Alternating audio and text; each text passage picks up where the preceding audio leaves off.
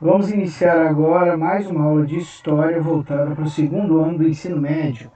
Assim como estudamos a independência dos Estados Unidos no século XIX, vamos começar a estudar a independência da América Portuguesa e, posteriormente, estudaremos também a independência da América Espanhola. Vamos começar.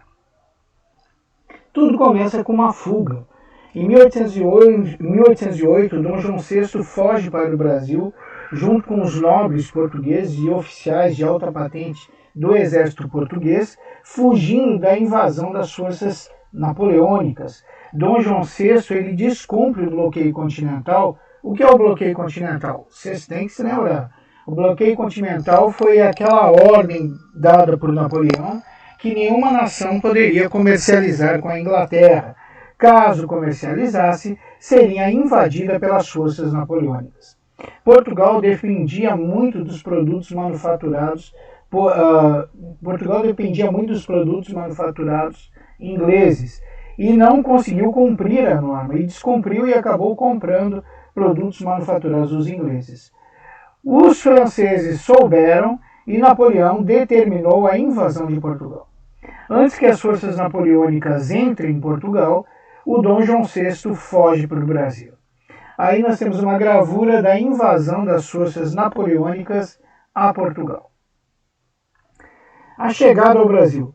Dom João VI, quando chega ao Brasil, a simples presença da família real no território brasileiro vai transformar o território brasileiro de colônia em reino. Por quê? Porque agora existe um rei aqui em nosso país. Então, imediatamente, do dia para a noite, sem necessidade de guerras, de acordos diplomáticos, de interferência de população ou de líderes políticos brasileiros, por um evento do destino, o Brasil deixa de ser colônia e se transforma em reino com a simples presença da família real em solo brasileiro. O Brasil, quando passou a ser reino, ele automaticamente vai romper com aquele pacto colonial que tinha com Portugal. E vai desobrigar o Brasil de pagar tributos a Portugal, de manter sistema de monopólios comerciais com Portugal. Além disso, com a presença de Dom João VI no Brasil, se forma um corpo burocrático e jurídico que vai acabar com a dependência jurídica e burocrática que o Brasil tinha em relação ao Portugal. Por exemplo, qualquer contenda jurídica que tu tivesse no Brasil, tu teria que viajar até Portugal para resolver num tribunal português. Agora não. Agora o Brasil tinha o seu próprio corpo burocrático e tinha os seus juízes. Maravilhoso. E também o Dom João VI iniciou um processo de urbanização dos grandes centros brasileiros e iniciou também o processo de profissionalização do Exército. São criadas estradas para o escoamento da produção, é criado um banco, o Banco do Brasil, é criado até mesmo um jardim botânico. Dom João VI cria as primeiras escolas e universidades. As primeiras escolas que eu falo são escolas não de ensino fundamental, ensino básico ligado aos jesuítas, escolas independentes, escolas particulares. As primeiras escolas particulares e as primeiras universidades são criadas por Dom João VI. Né? Tudo isso atrai para o Brasil comerciantes e investidores europeus. Então, a nação brasileira vive um momento de graça e de muito agradecimento a Dom João VI. Para comerciantes brasileiros e portugueses que habitavam aqui no Brasil, deixar de ser colônia e não depender mais financeiramente e politicamente e juridicamente de Portugal é o melhor dos mundos que essa elite formada de comerciantes portugueses e brasileiros poderia imaginar. Então nós vamos ver que reina no Brasil um curto período de satisfação e contentamento. Só que os portugueses, lá em Portugal, com o apoio das forças inglesas, conseguem finalmente expulsar as forças napoleônicas do seu território. E quando finalmente os franceses vão embora, chega a conta dos ingleses. Os ingleses cobram dos portugueses os custos pela ajuda da Inglaterra na luta contra a França. Portugal não tem como pagar essa dívida é impagável. Portugal está literalmente quebrado, até porque depois de uma guerra é impossível tu ter uma economia em condições de quitar uma dívida de tão grande monta como foi a dívida que os ingleses apresentaram aos portugueses.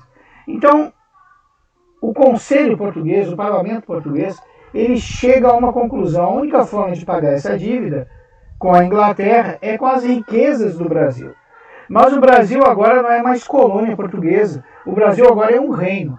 Logo, para que Portugal consiga utilizar as riquezas do Brasil para pagar a dívida com a Inglaterra, ela tem que fazer com que o Brasil deixe de ser reino e volte a ser colônia portuguesa. Ou seja, tem que recolonizar o Brasil. Então, o parlamento português chega a essa conclusão. O único jeito de pagar o débito com a Inglaterra é recolonizando o Brasil, fazendo o Brasil voltar a ser colônia de Portugal. Mas para recolonizar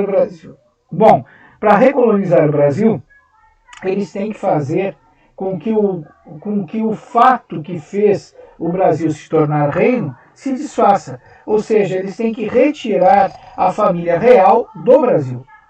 No momento que a família real sair do Brasil, o mesmo automaticamente vai voltar a ser colônia portuguesa.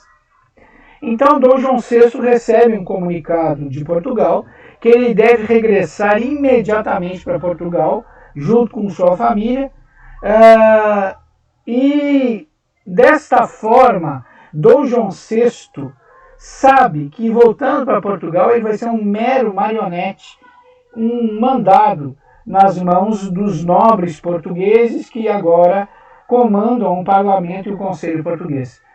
E que literalmente odeiam ele, né? Porque vocês não devem achar que os portugueses morrem de amor por Dom João VI, uma vez que ele os abandonou e fugiu para o Brasil no momento mais difícil, que foi o momento da invasão das forças napoleônicas. Sabendo que vai ter que obedecer, porque ele sabe que se negar, os portugueses vão mandar forças militares para buscá-lo. E o Brasil, no momento, não tem forças militares suficientes para enfrentar as forças portuguesas. Mas, ao mesmo tempo, sabendo que pode ser muito perigoso para ele o seu retorno, ele cria uma espécie de plano B. E o plano B de Dom João VI é abdicar do trono brasileiro em favor do seu filho unigênito, o seu filho mais velho, que no caso era Dom Pedro I. Né? Então, o Dom João VI, assustado com a ordem de regressar a Portugal, ele vai contornar a situação, ou pensa que vai, deixando o nosso amigo Dom Pedro como príncipe regente do Brasil, abdicando em favor do seu filho. Porque se tudo der errado em Portugal, quem sabe ele consegue fugir para o Brasil, que ainda está sob o poder de alguém de sua família. A ideia é boa. Então, Dom Pedro, ele era o príncipe regente e agora ele é o rei do Brasil, ou seja, o mandatário brasileiro. Observa que rei não é imperador. Né? Bom, ao chegar em Portugal, né, quando Dom João VI chega em Portugal, os portugueses veem que algo deu errado. Por quê? Porque a família de Dom João VI não veio toda. Dom Pedro permaneceu no Brasil. E se um membro da família real permanecer no Brasil, o Brasil permanece sendo um reino. Então, eles não conseguiram transformar o Brasil em colônia. O parlamento e o conselho português se apressam a ordenar o retorno imediato de Dom Pedro a Portugal. O mesmo recebe o comunicado e começa a arrumar as malas. Os partidos no Brasil, a elite local e a classe média, eles de jeito nenhum desejam a recolonização. A dependência econômica e política e administrativa de Portugal era o pior dos planos, o pior dos cenários, que poderiam acontecer para o Brasil, na opinião da sua elite e de sua classe média.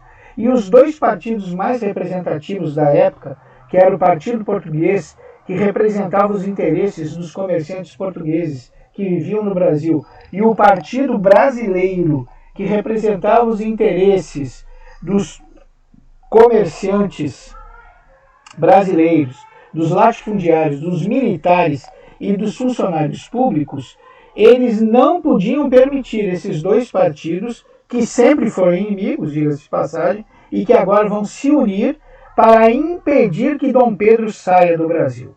E como esses dois partidos vão impedir que Dom Pedro saia do Brasil?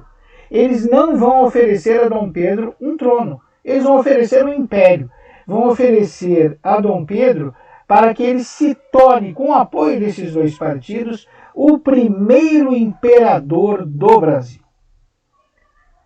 Bom, Dom Pedro gosta da ideia. Lá em Portugal, ele seria mais um nobre, sem trono. E aqui no Brasil, ele acaba de ter a oportunidade de se tornar o primeiro imperador do Brasil. Então, Dom Pedro decide ficar.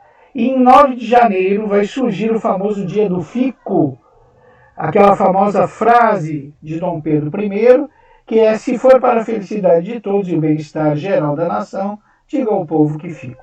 Ou seja, Dom Pedro acaba de descumprir uma ordem do Parlamento e Conselho português. Em Portugal. Em Portugal a situação se agrava. Os portugueses sabiam que se não quitassem o débito que tinham com os ingleses, teriam que pagar com parte do seu território. E agora Pedro não veio. Pensa em uma saída administrativa, pensa numa saída administrativa. E essa saída é tirar os poderes de mando de Dom Pedro I, para que assim ele não tenha condições de administrar o Brasil, e não administrando o Brasil, ele não possa ser rei do Brasil, ou mesmo se tornar imperador. A ideia é boa. Logo o parlamento português, se apressa a comunicar às províncias no Brasil que a partir de então nada deve ser feito sem o mando português. Quando Pedro fica sabendo da ordem vinda de Portugal, ele manda uma mensagem direto para as províncias, dizendo: olha, realmente vocês não devem fazer nada sem o mando português, mas só façam se esse mando vir acompanhado do meu carimbo, do meu selo de cumpra-se. Ou seja, Dom Pedro I encontrou um jeitinho para fazer com que as províncias não cumprissem as ordens de Portugal, a não ser com a sua concordância, com o seu cumpra-se. Então, sem o carimbo, sem o selo de cumpra-se de Dom Pedro I, nada feito. Portugal não manda nas províncias e, muito menos, Dom Pedro I perdeu seu poder de mandatário. Basta, o parlamento português não aguenta mais. A situação com os ingleses está cada vez mais difícil. Os ingleses querem receber. E logo eles vão ter que tomar uma medida de entregar, gente. Eu vivo com dor de garganta, não sei o que é isso. E as minhas cordas vocais, eu acho que falham por essas constantes dores de garganta. Então eu peço desculpas a vocês. Vamos voltar à aula. O parlamento inglês não aguenta mais essa situação, né? Os ingleses querem receber e logo vão ter que tomar uma medida extrema, que será entregar 1/3 do seu território aos ingleses. Desesperados, o parlamento português e o conselho português vão tomar uma medida extrema. Eles vão mandar uma mensagem a Pedro informando que ele está destituído de todos os seus poderes e direitos de príncipe. Que no Brasil, no máximo, ele será um adido cultural português, sem nenhum direito a mando. E que se voltar a Portugal, o rapazinho... Pessoal, se um português te chamar de rapazinho, ele não está achando que tu é jovem. Ele está te chamando de inconsequente, de irresponsável. Para os portugueses, essa palavra rapazinho é a mesma coisa que inconsequente, irresponsável, infantil. Então era uma ofensa muito grande tu chamar um português de rapazinho. E Dom Pedro I vive no Brasil, mas ele é um português. Então, voltando, quando ele voltar para o Brasil, se ele decidir sair do Brasil, porque ele não tem mais nenhum poder, é um mero adido cultural, se ele decidir voltar a Portugal, lá em Portugal, o rapazinho terá que peregrinar pelas cortes europeias para aprender a ser nobre. O texto é duro mesmo. E Dom Pedro também não é uma pessoa muito acessível. Então, a dura mensagem chega a Dom Pedro e provoca uma revolta em Dom Pedro. Nós devemos lembrar que nesse dia Dom Pedro nem estava no Rio de Janeiro. Ele tinha ido para Santos visitar a Marquesa de Santos. Pessoal, vamos abrir um parênteses aqui, o fofocalizando aqui nosso. Muitos historiadores dizem que a Marquesa de Santos era amante de Dom Pedro I. Outros historiadores dizem que a Marquesa de Santos, na realidade, ela era dona de um bordel. E que para não ficar feio para Dom Pedro I, toda hora estar indo nesse bordel, ele transformou a dona do bordel em Marquesa de Santos.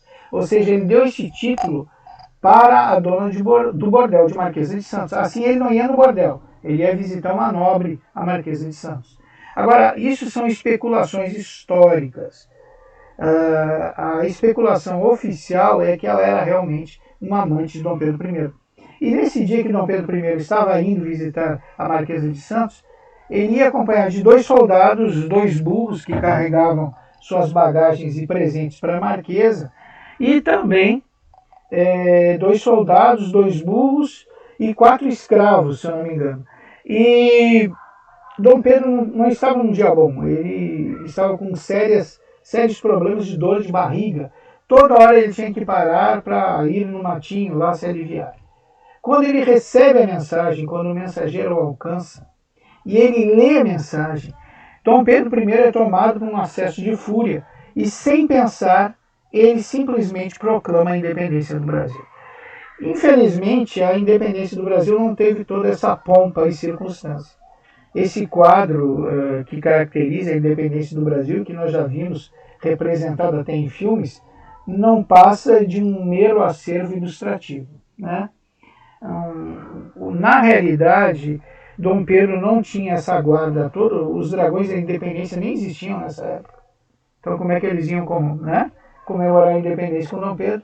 Ele só tinha 2 guardas, 2 soldados, 4 escravos e 2 burros. E o cavalo dele.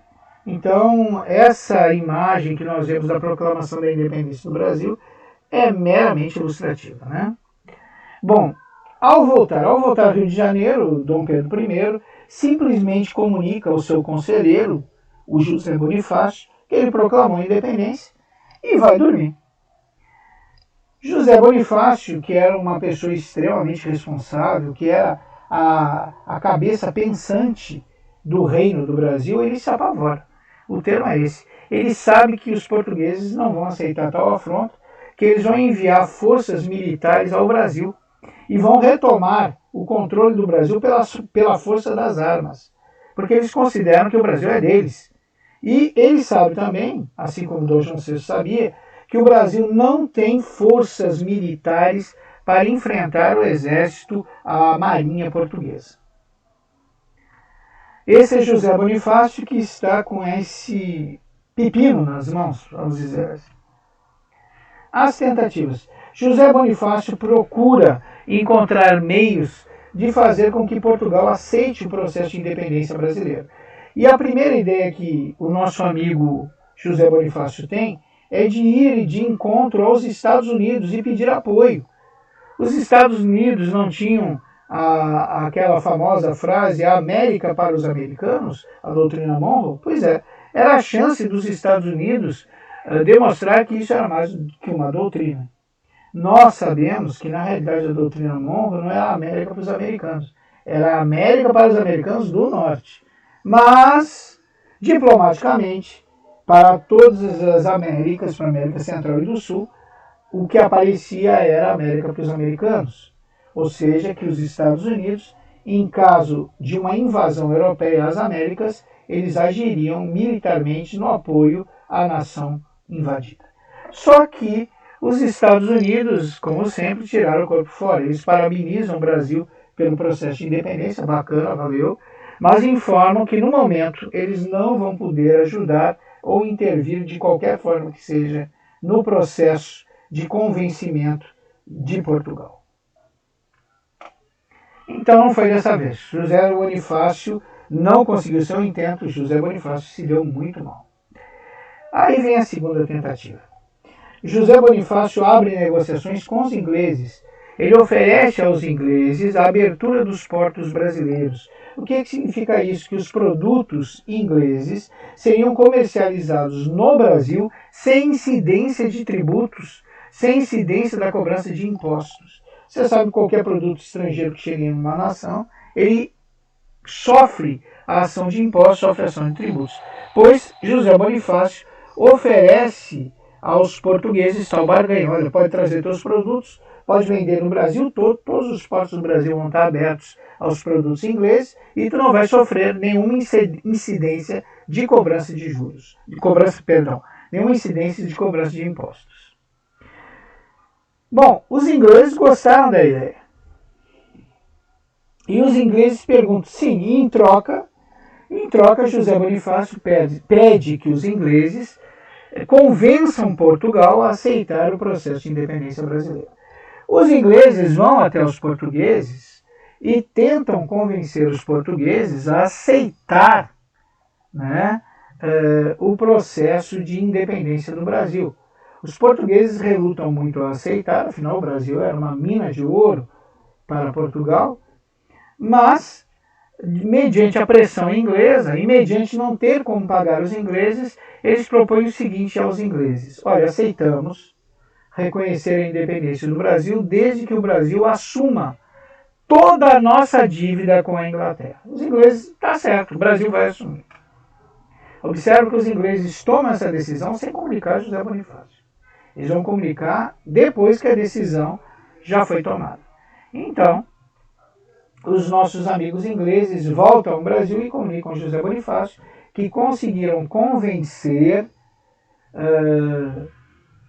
os portugueses de aceitar o processo de independência brasileira. Eu até imagino que deve ser do tipo, tem uma notícia boa e uma ruim, qual é que tu quer que eu dê primeiro? Então, José Bonifácio me deu a boa primeiro. Bom, a boa é que os portugueses aceitaram o processo de independência do Brasil. E a ruim?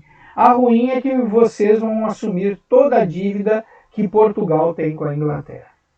Gente, essa negociata, esse acordo que José Bonifácio fez com os ingleses é muito bom para os ingleses.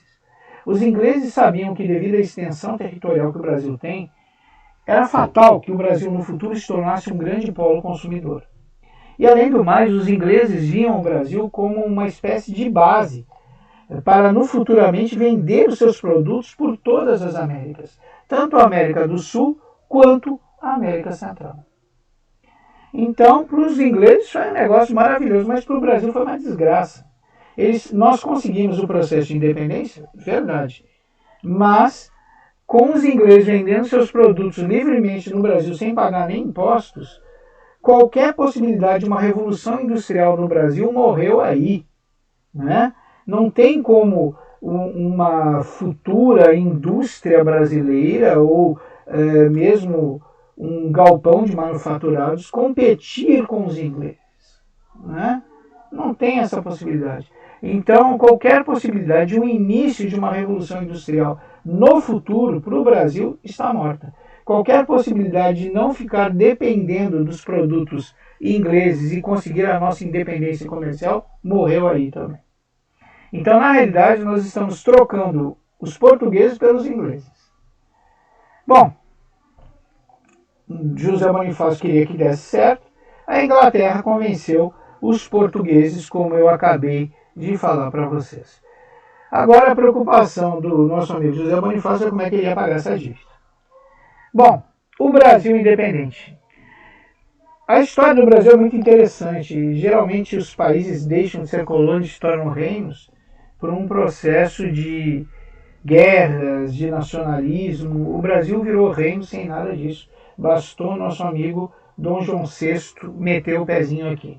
E agora o Brasil se tornava um país independente, sem nenhuma guerra nacionalista, sem enfrentar os seus algozes, simplesmente através de uma negociata. Então, o processo histórico do Brasil é muito interessante, é muito diferente. Talvez isso seja uma das motivações para a maioria do povo brasileiro não ter identidade nacional. Se tu perguntar para um jovem, um velho, se tu ganhar na Mega Sena, o que ele faz? eu pego esse dinheiro e vou viajar, cair fora do Brasil. Se tu perguntar para um rico aí, onde é que estão os teus filhos? Estão estudando lá fora. Se tu pegar um artista desses, quando ele ganha muito dinheiro, o que ele faz? Ele vai embora do Brasil. Então, como nós nunca tivemos que lutar de verdade por essa terra, como nós nunca tivemos que sofrer para ser brasileiros e manter o Brasil, eu acho, e muitos historiadores concordam, que nós não possuímos identidade nacional. Por isso que nós aceitamos com tanta passividade, impunidade, corrupção, exploração internacional. Por isso que nós sempre depreciamos a nossa terra e aderimos tão facilmente aos modismos e somos tão difíceis em aceitar a cultura brasileira, em aceitar a criatividade e a inteligência brasileira, a qual nós demos o apelido de jeitinho. Então, talvez essa trilha histórica tão diversa que o Brasil teve explique essa fragilidade de nacionalismo que tem a nossa população. Mas isso é só uma teoria de alguns historiadores, eu também acredito nisso, mas é só a minha opinião. Bom, depois da independência do Brasil, o caminho estava aberto para a coroação de Dom Pedro I e o surgimento do primeiro reinado. Mas isso é outra história que nós vamos contar mais adiante.